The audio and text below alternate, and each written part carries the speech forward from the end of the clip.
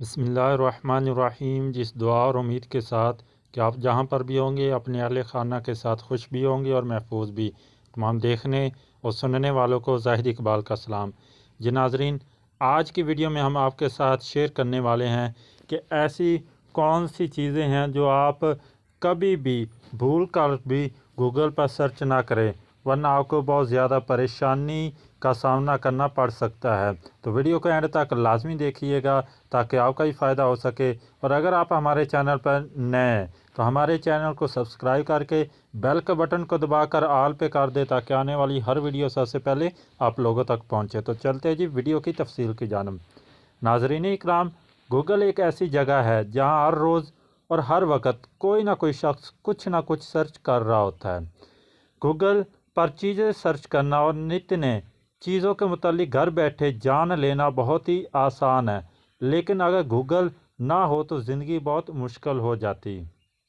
کچھ چیزیں ایسی ہیں جن کو گوگل پر سرچ کرنے سے منع کیا جاتا ہے کیونکہ اس کے غلط اثرات بھی مرتب ہو سکتے ہیں۔ تو چلتے ہیں ان چیزوں کے حوالے سے کہ کون سی ایسی چیزیں جو سرچ نہیں کرنی چاہیے۔ نمبر 1، کیڑوں کے حوالے سے۔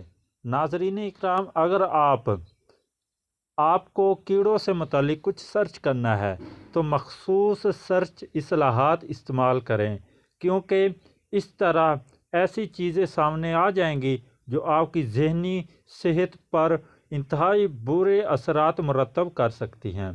اس کے علاوہ ناظرین اکرام، تمباکو نوشی کے حوالے سے سرچ نہیں کرنا چاہیے۔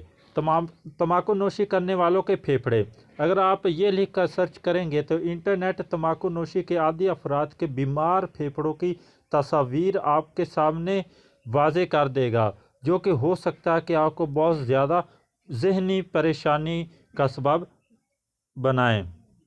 اس کے علاوہ ناظرین، جلدی امراض، اگر چہرے پر کوئی دانہ یا دھبا ہو تو گوگل نہ کریں۔ ایسا کرنے پر آپ کے سامنے اتنے زیادہ معلومات اور تصاویر آ جائیں گی جو کہ آپ کو ہلا کر رکھ دیں گی۔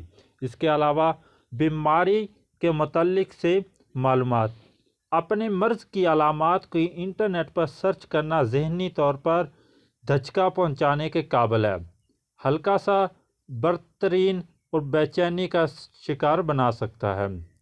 اس کے لیے بہتر ہے کہ کسی ماہر ڈاکٹر سے رجوع کریں۔